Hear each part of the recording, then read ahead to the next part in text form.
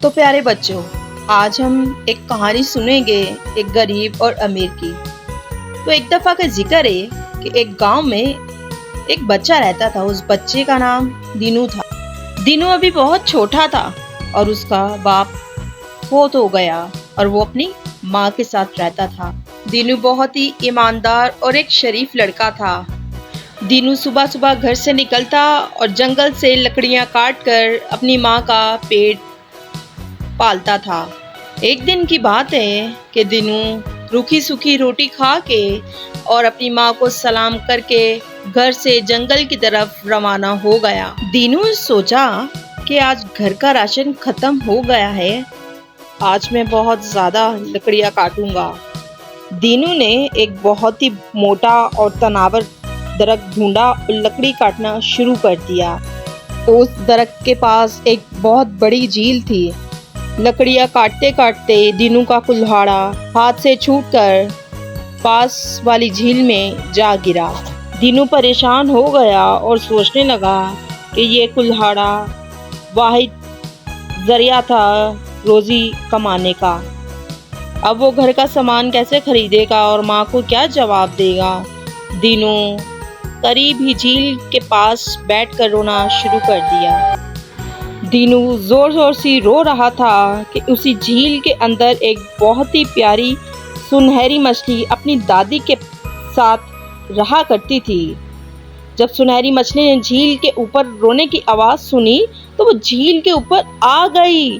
सुनहरी मछली ने एक छोटे लड़के को रोता देखा तो पूछा, तुम क्यों रो रहे हो? दीनू ने सुनहरी मछली को बताया कि उसका कुल्हाड़ा झील में गिर गया, जिससे वो लकड़ियां काट कर गुजारा किया करता था। ये सुनकर सुनहरी मछली ने कहा, तुम मत रो, मैं तुम्हारा कुल्हाड़ा तलाश करती हूँ। ये कहकर सुनहरी मछली अपनी दादी अम्मा के पास आई और सारी बात उन्हें बताई। सुनहरी मछली की दादी अम्मा ने कहा कि मुझे वो लकड़हारा बहुत गरीब लगता है, तुम उसे अपने सोने का कुल्हाड़ा तोहफे में दे दो। सुनहरी मछली ने सोने का कुल्हाड़ा लिया और लकड़हारे के पास आकर कहा, ये लो तुम्हारा कुल्हाड़ा। दीनू ने जब अपने लोहे के कुल्हाड़े की बजाय सोने का कुल्हाड़ा देखा तो उसने कहा, ये मेरा कुल्हाड़ा नहीं है, मुझे मेरे लोहे का कुल्हाड़ा चाहिए। सुनहरी मछली अपनी दादी अम्मा के पास वापसी आई और उससे सारी बात सुनाई। सुनहरी मछली की दादी अम्मा ने कहा, वो लकड़हारा तो बहुत ईमानदार है, तो एक काम करो, तुम उसे उसका लोहे का कुल्हाड़ा तलाश कर दो और साथ ही साथ अपना सोने का कुल्हाड़ा भी उसे तोहफे में दे दो। सुनहरी मछली लोहे का कुल्हाड़ा तलाश करने लग गई, जो उसे जल्द ही मिल गया। वो दोनों कुल्हाड़े लेकर दीनू के पास आई और कहा, ये रहा तुम्हारा लोहे का कुल्हाड़ा और ये सोने का कुल्हाड़ा तुम्हारी ईमानदारी का इनाम है। दीनू दोनों कुल्हाड़े लेकर बहुत खुश हुआ और सुनहरी मछली का शुक्रिया अदा किया।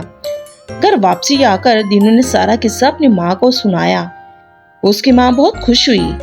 दीनू ने सोने के कुल्हाड़े से एक लकड़ी काटी। जैसे ही दीनू ने सोने का कुल्हाड़ा लकड़ी पर मारा, वो सोने की बन गई। दीनू बहुत हैरान हुआ, जहाँ भी वो सोने का कुल्हाड़ा मारता वो चीज सोने की बन जाती। इस तरह देखते ही देखते सारा घर सोने में तब्दील हो गया। दीनू और उसकी माँ बहुत खुश हुए और ये सब उनकी ईमानदारी का इनाम था। दीनू के हमसाए में एक बहुत ही मगरूर और लालची औरत और उसका बेटा रहते थे।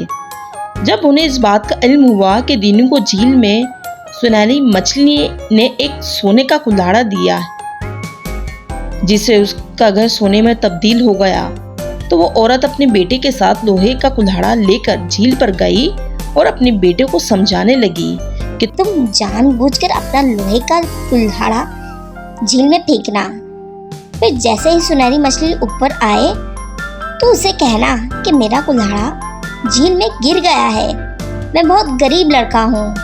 और अगर वो लोहे का कुल्हाड़ा लेकर आए तो उससे कहना, ये तो मेरा नहीं है, मेरा कुल्हाड़ा तो सोने का था। ये सारी बातें सुनहरी मछली ने सुन ली और वापसी आकर अपनी दादी को बताई। उसकी दादी अम्मा ने कहा, मुझे ये औरत और लड़का लालची मालूम होते हैं। तुम एक काम करो, इन्हें अपने जादू का कुल्हाड़ा दे दो ताकि इन्हें लालच की सजा मिले। सुनहरी मछली अपनी दादी के कहने के मुताबिक सोने का कुल्हाड़ा लेकर आई और इस लड़के को कहा, ये तुम्हारा कुल्हाड़ा है? इस लड़के ने कहा, अरे हाँ, ये तो मेरा कुल्हाड़ा है जो झील में गिर गया था। मुझे मेरा कुल्हाड़ा वापसी दे दो। जिसे पाकर वो लड़का और उसकी माँ बहुत खुश हुए। उन्होंने आकर जिस भी चीज पर उसे मारा तो वो टूट गई। थोड़ी देर में घर की हर एक चीज टूट चुकी थी। ये देखकर लड़का और उसकी माँ बैठकर रोने लगे, मगर अब रोने का क्या फायदा? ये तो उनके लालच का नतीजा है। सच है, लालच बहुत बुरी बला है।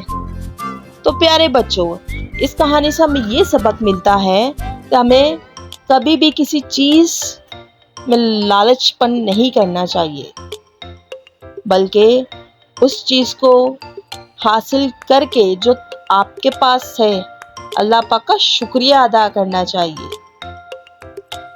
अगर आपको मेरी ये वीडियो पसंद आई है तो प्लीज़ मेरी वीडियो को ज़्यादा से ज़्यादा लाइक करें, शेयर करें और सब्सक्राइब करें, ताकि इस तरह की कहानियाँ मैं आपके लिए हर रोज़ बनाती रहूँ।